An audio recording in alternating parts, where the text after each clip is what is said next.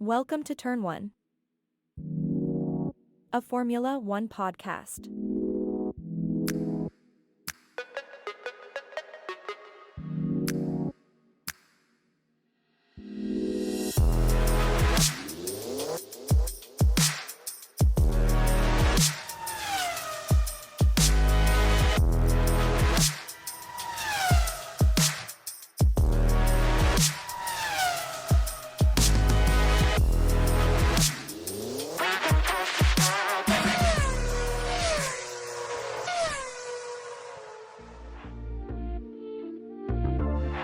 Now entering the grid. Here are your hosts, Thomas and Jeremiah.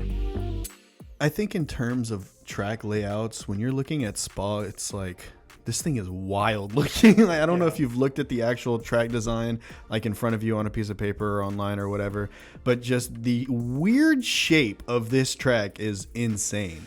It's got a little bit of a flair of like the Netherlands to it, except it's way bigger than the Dutch Zandvoort track, right? Like the Netherlands track is small and condensed, so much so that they're banking the turns. Spa, you are racing through the Belgium countryside, surrounded by pine forests or whatever those trees are, ripping up over creeks and all that, over hills and stuff. And everything about it is unique. It is one of the most historic, if not maybe the most historic, maybe outside of like Monaco. Besides Monaco or Silverstone, maybe. Yeah, outside of those tracks on the F1 calendar. So it's just exciting every year. It's definitely one of my favorite tracks. Yeah, it's got to be. Guys, this is the Belgium Grand Prix held at Spa-Francorchamps preview for Turn 1 podcast with your hosts, Jeremiah and Thomas. Guys, I know I already said this about the design of the track and the layout and everything, but when I look at this track, and especially when I play it in the game, the design of this track is so much fun. I mean, you have like Eau Rouge and Raidillon, for those that don't know, turns 2 through 4, I guess. It's where you do a winding, really rapid, all out, left, right, and it goes down and then climbs immediately into a blind crest. It's insane, dude. I love this track.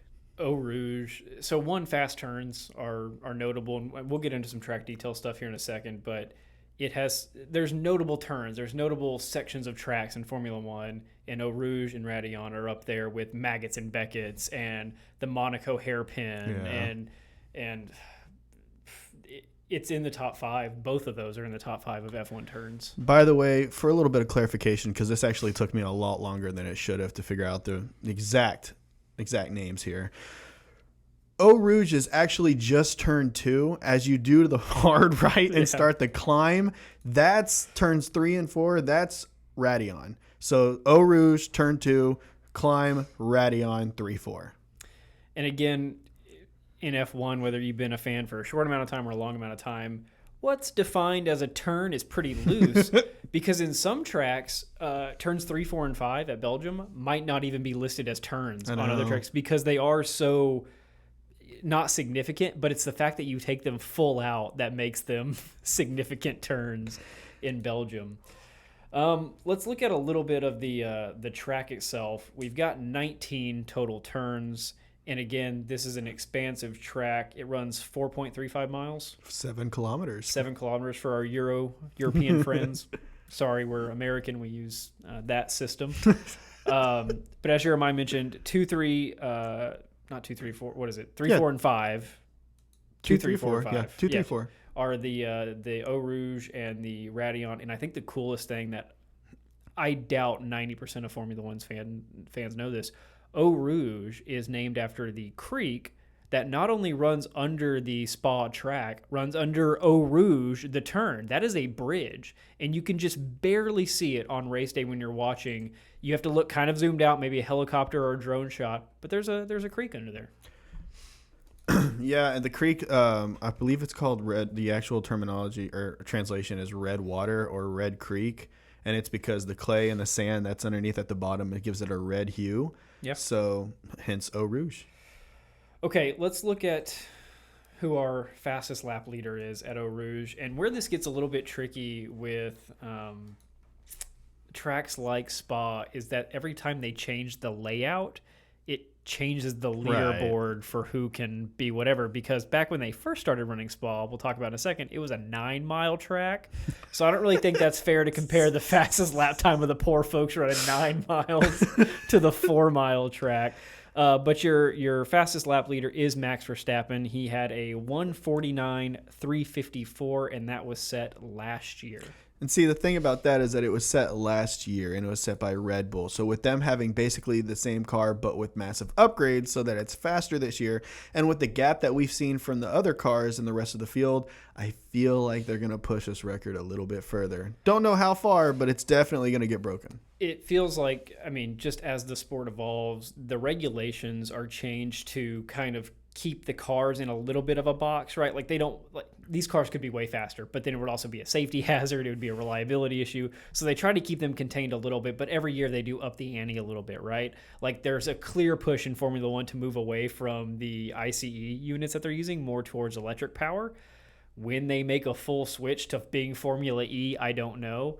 But as they keep souping up these cars, I wonder if that electric power continues to decrease those times, or if we see a slight uptick if they go to like 50% electric power or something. It's definitely a thought. There's a lot of things about this track that kind of stump me. One of them just being, I mean, the fact that the history of this track is so deep. We already talked about how many times the track has changed. But a couple things you might not know, like, for example, for one, it is the shortest Grand Prix ever held. For those that weren't paying attention, in 2021, there was a lot of rain in Spa, and they decided to run the race anyway. Yeah. They went under a safety car for 2 laps, and they awarded half points for 2 laps of racing under a safety car. Half points. So it was the shortest, like Jeremiah mentioned, because it was 2 laps and none under a green flag. There's been other short races, but they've always been racing, right? And then there'd be some horrible accident or some crazy weather event would happen. This was raining from the start, and like we mentioned, so Spa is, find it on Google Earth. It is really fun to go find. It is in southeastern Belgium, in the middle of nowhere. Like it's not near a hub of Belgium, right? Like it's in the forest, in the woods, and it has so many elevation changes that when it was raining, water would be puddling up on the track. It'd be flooded, essentially. The paddock and the garages were flooding. Certain parts of the track were flooding. And then it's such an expansive track that I'm sure they have really great maintenance at Spa, but you just can't look at every single square inch of the track all the time, right? And they run a ton of events at Spa. We'll get to this in a second, but they're running every type of motorsports racing out at Spa, including 24-hour races and MotoGP stuff and other Formula Series stuff. So it gets a lot of heavy use. And when you look at that, was it 2021 when that disaster happened? I don't know what they were thinking even trying to attempt it. But it was ridiculous that they awarded any points, let alone half. And that was such a debacle that in 2022, when they dropped a big amount of regulation changes, one of them was that they now have a tiered list of points available based on percentage of the race run. So in this instance, let me find the exact points. If less than 25% of the scheduled race distance, points are only awarded on a 6, 4, 3, 2, 1 basis to the top 5, not half to the top 10. But that's kind of the whole thing, is that why even hold the race? I mean, if there's not even going to be any actual racing itself, you're just going to be essentially doing a couple parade laps and then going back into the pits. And this is a bigger conversation, and maybe our audience can help us out. So we've seen this before at Monaco in the past, maybe last year before. Remember, Lewis was complaining about the rain and how he didn't think they would start the race. Meanwhile, George Russell was like, yeah, we can race. It's fine. When they determined to start the race, that starts the clock, right? Yeah. The 2-hour clock. Mm-hmm. Why wouldn't you wait? And I wonder if this is a change that they'll make in the coming years with more and more eyes on the sport. People want to see a race on Sundays when they get up to watch a race. Right. They don't want to see you run a lap, start a 2-hour countdown clock, and then run 0 laps or 5 laps because it rained during that 2-hour period. So you're period. saying delay the race, the start. Delay the start of the race. Now, the only problem I see with that is... well, there's a couple problems, but the only problem is you can't wait too late because then you run into a light situation, and not a lot of these tracks are lit. everywhere. They're too huge. They're too. It's not like yeah. a NASCAR track that's a 1.5 mile oval that you have lights everywhere. Right. They're in the woods. They're in Monaco, the city streets. They could probably like that one, but it wouldn't be like TV lit, right? No. I'm trying to think of some of the others. Austria, the Red Bull Ring. It's just on a hillside. Like, what are you gonna do? What are your thoughts? I mean, you're pretty much nailing it. I don't have any other thoughts for that. Okay. I did want to bring back up the fact that you said that multiple race series race at Spa. I knew that they had Formula 1, Formula 2, Formula 3, but when I actually looked up how many events are held at Spa, it's insane. I'm not going to list them all because we'll be sitting here for at least 20 minutes. Also, while I sit here and try and pronounce half of these. But hey, the Dutch Tourenwagen race happens. I was going to ask if the Tourenwagen. Did Susie Wolf drive? Oh, no. Probably, actually, if she is still racing. But just, I'll give you some of the main ones, the most notable. The FIA World Endurance Championship, or the WEC. The FIM Endurance World Championship. Intercontinental GT Championship. Formula 2. Formula 1, obviously. Formula 3. Motorbike Endurance. I mean, the list goes on forever. Yeah. And tying back to that history thing, so we mentioned that spas have run a couple of different configurations. So the original spa configuration, as I mentioned, was 9 miles or 15 kilometers, I think. And that was the original circuit. And then, much like today, I'm going to use this, hopefully you recognize as sarcasm, like today when they said, the sport's too boring, we need more overtakes, let's add DRS. They said, 15 kilometers is too much. We need this to be faster. Make it 14 kilometers. So they shortened it from like 9 miles to 8.7 miles and ran that for like 30 years. And they're like, this is exciting now. I'll tell you what happened. There was a nearby town, and this town had a horrible noise complaint. And they're like, listen, we're not going to move this entire track just for this. You know what? Just get rid of this corner. That'll knock off like a mile. Turn right a block sooner.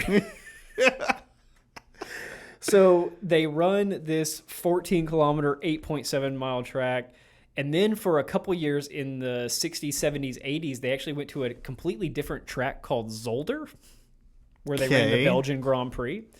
And then eventually they moved back to Spa under what we consider the modern configuration, which is half of what it was originally. That's ridiculous. And I wonder if that was because they wanted it to be shorter, maybe modern racetracks were shortened, or if like urban sprawl had happened in those Belgian towns and they're like, oh, where there used to be track is now a home or a farm.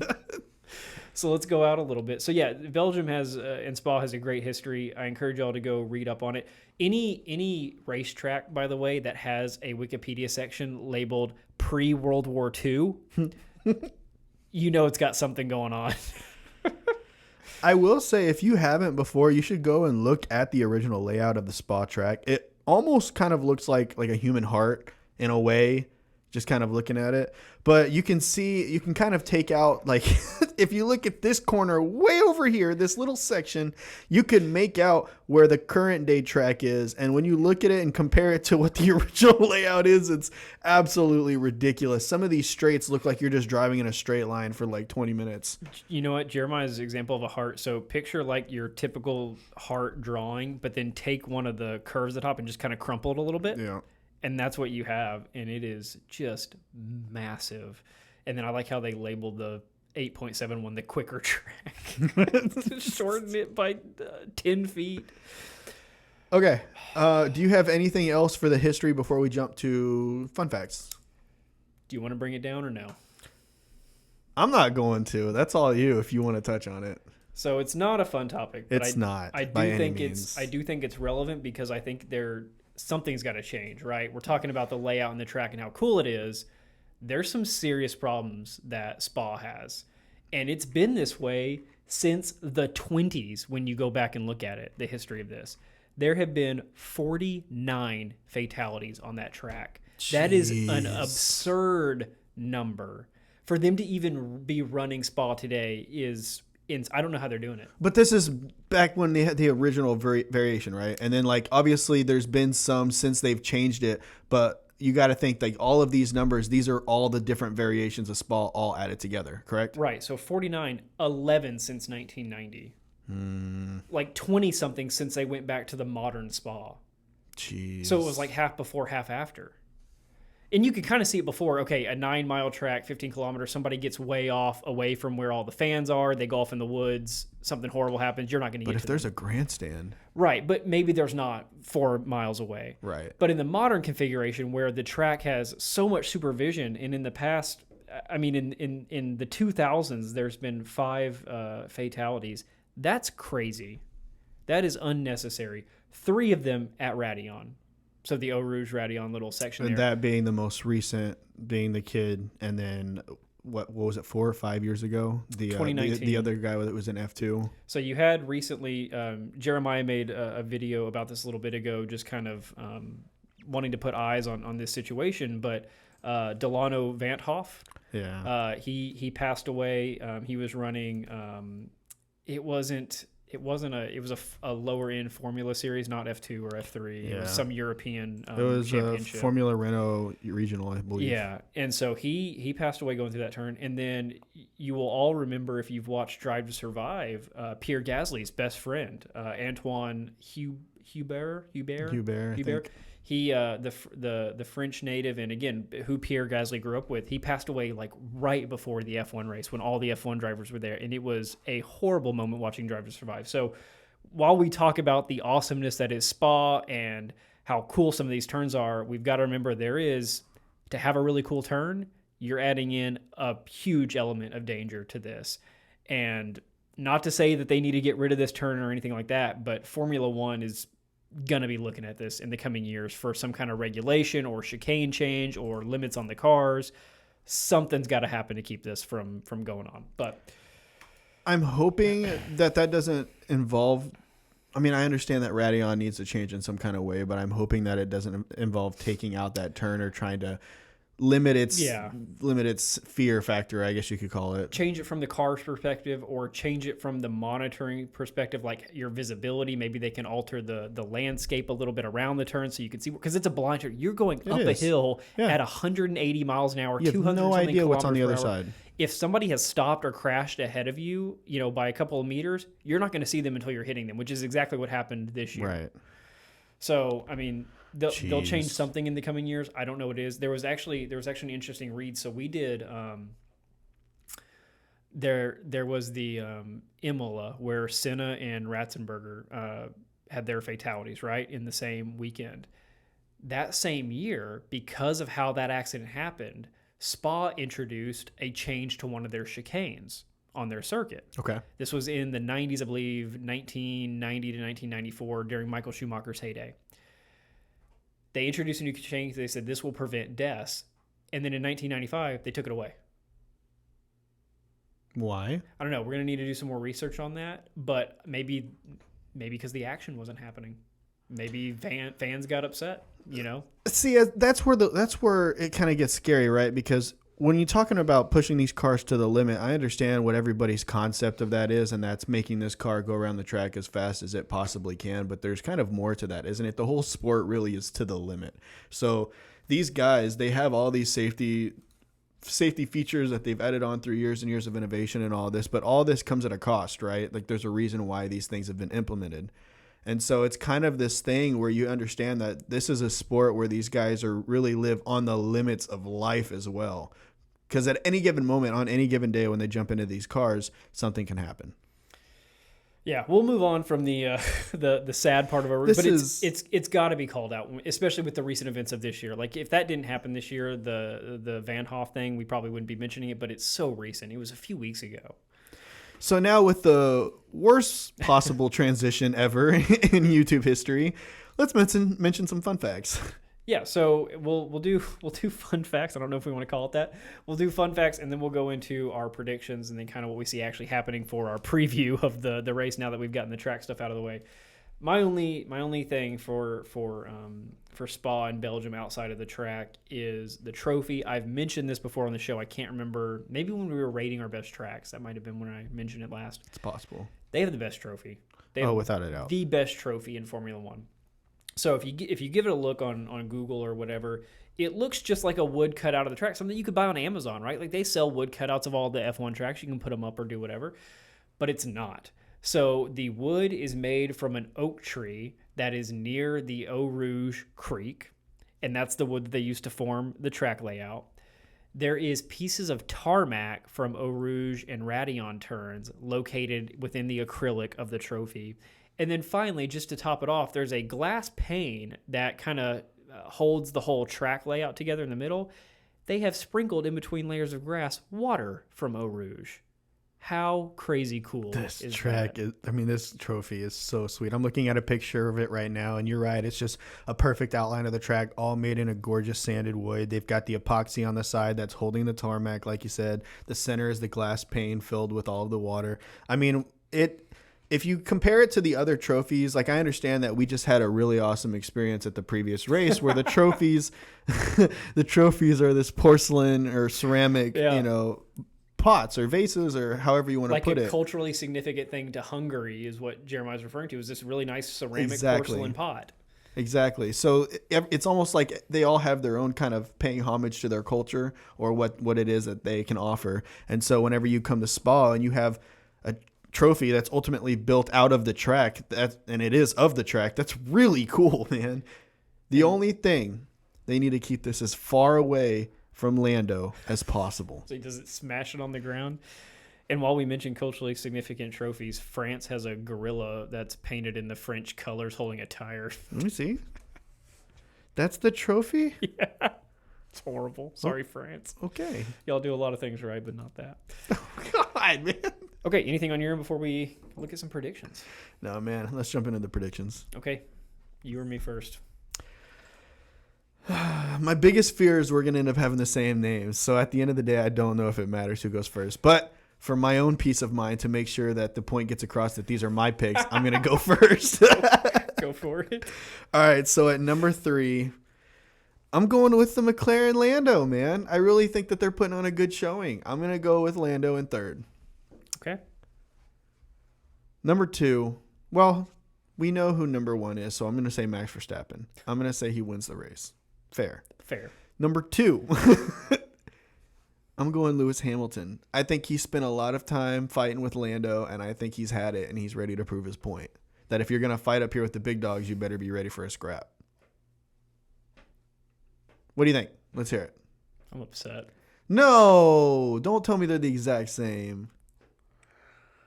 So we were even talking about this before we hit record, and I said I'm going out on a limb here, and I said I'm going to be upset if they're the same. Dang it. I have Max winning. Fair. I have Lando in 3rd. I have Lewis in 2nd. No. And I wonder if we did similar research. And here's where my head's at. So we can give our reasons. Obviously, Max, self-explanatory. We don't have to explain Max winning. Lewis, I have going 2nd. And I debated about putting Sergio in the top 3. I put Sergio 4th, and I put George Russell 5th in just my extended predictions. And then the Ferrari 6 and 7, and then the Aston Martins after that. But sticking to the top 3, Lewis 2nd. He just has a really good history at Belgium. That's whether it be Mercedes peak years or down years, he's always in the fight. He's always getting podiums. And there's a couple of races a year where, so remember back to when Lewis was racing with Nico or with Valtteri, there's always a couple of races a year where he would get 2nd consistently and his teammate would win, right? Like Valtteri would always win like 3 or 4 races a year just because they weren't Lewis's races. This is one of Lewis's races. Number of wins, tons of podiums. And we talked about this in our Hungarian recap. He's still struggling with the car a little bit mid-race, but he's definitely figuring it out from where he was 2, 3, 4, 5 weeks ago. He is a much superior driver in that car today than he was any time before. Okay, before you move into why Lando, I'm going to go ahead and do my why Lewis. I mean, Max is self-explanatory. I don't feel like I have to mention that. The reason I picked Lewis is because you already stated he's got 4 victories at Spa. And one of those being in 2010 when he was in the not best car on the grid, McLaren. Yeah, not the best car on the grid. Absolutely. So that's kind of where I'm thinking, okay, so if he didn't have the best car on the grid in that season, then maybe he just knows how to carve on this track. It's one of those tracks where he really knows how to give it into all the corners and get the most out of it. So I'm excited for that. That, and he won right before Max Verstappen has these last 2 years of dominance at this track, 2020 with the Mercedes. So I'm thinking he's the freshest with the victories if you take Max out of the equation. And like you said, he's been in the fight in the past. Now, granted, 2022 was a weird year just because that Mercedes wasn't very competitive. but I still think that this is going to be one of his tracks for sure. Okay, I like it. So moving into third place, which is Lando. He hasn't had a great history at this track. He finished 12th, 14th, 7th, and 11th. So not great. However, McLaren's cooking right now. I mean, McLaren has figured it out. I'm not apologetic for bashing them the whole first half of the season. They stunk the whole first half of the season. And that's why it was shocking to hear during last race when Lando said, hey, these back markers, you're not racing for anything. He knows that because he was a back marker for the first 8 races of the year. Now, when you look at the McLaren car, though, he's been successful in the past 3 races, right? And you've had a mix of the what was right before the British Grand Prix? Austria, maybe? So you have a mix of fast tracks with technical sections, and the McLaren has shown that it can be fast and technical in all those aspects. When you look at Spa, there's some wide open running full speed, and then there's some super technical sections. There is hairpin turns. There's the chicane at the very end of the lap right before you get to the start-finish line that is crazy technical. And so just from a car perspective and seeing McLaren figured out with their upgrade package, I think that car can handle it. Yeah, Lando might not have had the best finishes here, but I think that's attributed to the car that he was in. Definitely not his skill level at this track. I think that he's finally finding form where he was for the longest time getting the most out of a McLaren that wasn't able to do anything, and now he's finally given a fighting chance. I mean, he's got a car that can compete with some of these top guys. Now, obviously not Red Bull yet, but that's okay. He's competing with Mercedes and Ferrari and Aston Martin. So the fact that he's putting his name in that conversation, also, I'm sure it's probably shaken some of these other drivers like Carlos and Charles who are trying to stay in competition, or like Fernando. I'm sure they're like, whoa, McLaren out of no. I mean, we talk about how much Lewis has mentioned it. Yeah. He's mentioned it a lot. So I'm sure that that's kind of jarred everybody a little bit.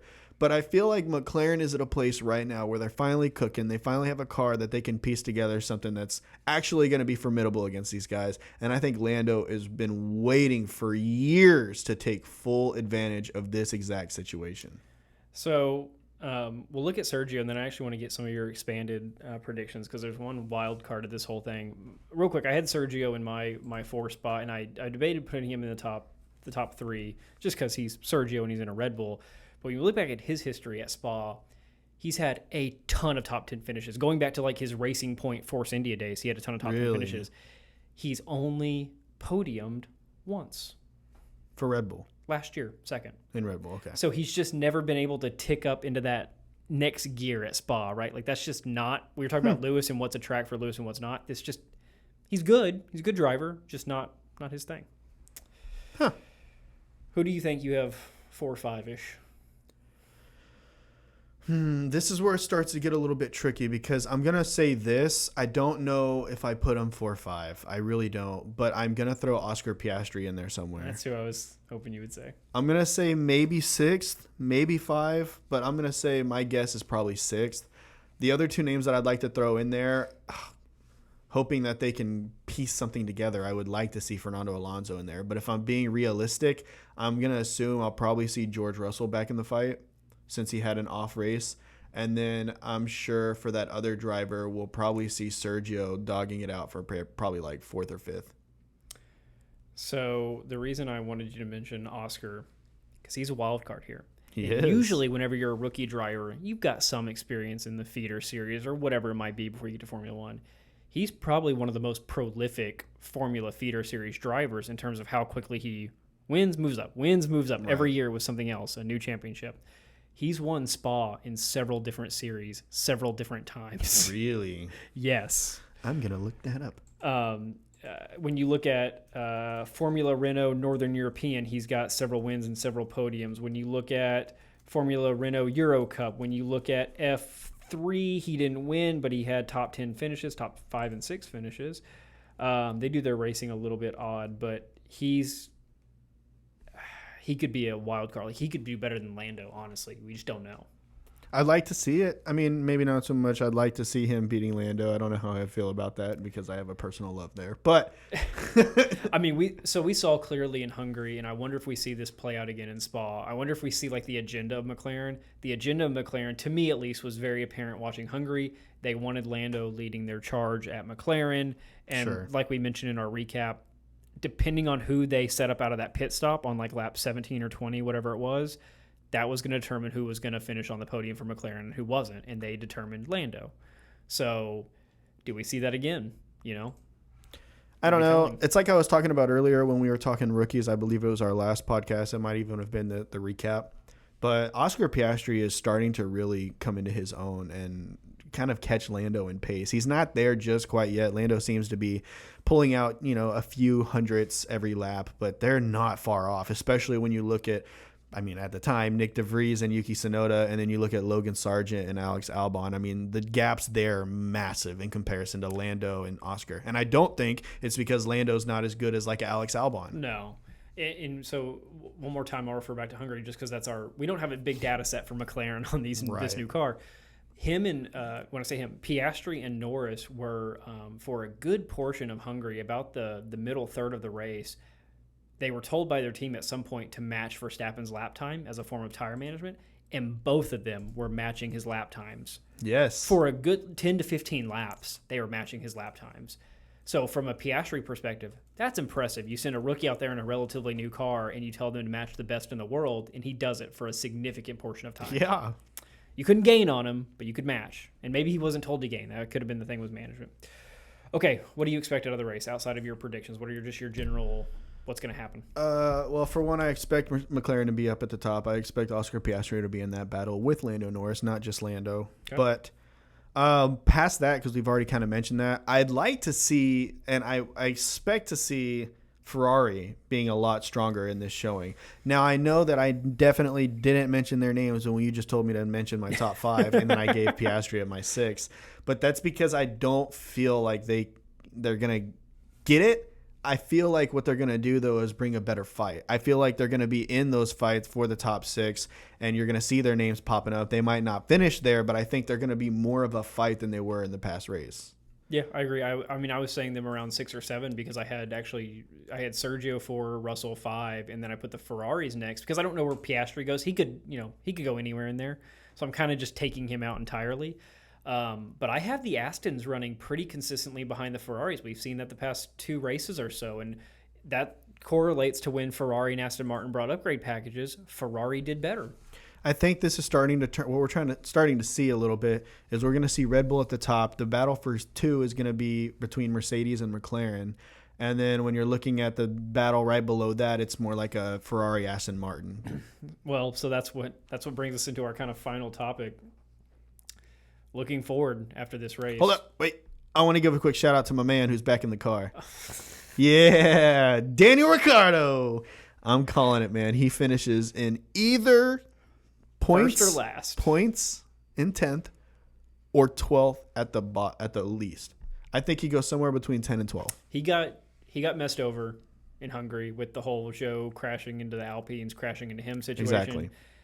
He did well to hold 13th, I thought. He qualied 13th. Dude. Yeah, he did well to hold that after all that happened because he was last for a very long time. And he worked his way back up to 13th after a massive stint in the middle of the race. So, yeah, we'll see. I guarantee you he finishes ahead of Yuki, barring nothing happens. I think that's, yeah. But I think 10 to 12 is about the sweet spot. I'm calling it. Okay, we will see. All right, now we can move on.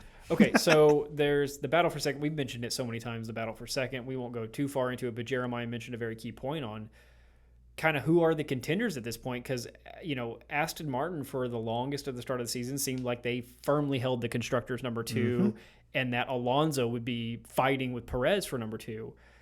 To me, it is looking like Sergio is going to hold on to number 2 in the drivers. That looks kind of concrete at this point, just with Fernando not being able to crack into the podium or top 5 of the past couple of races with Aston being so far down.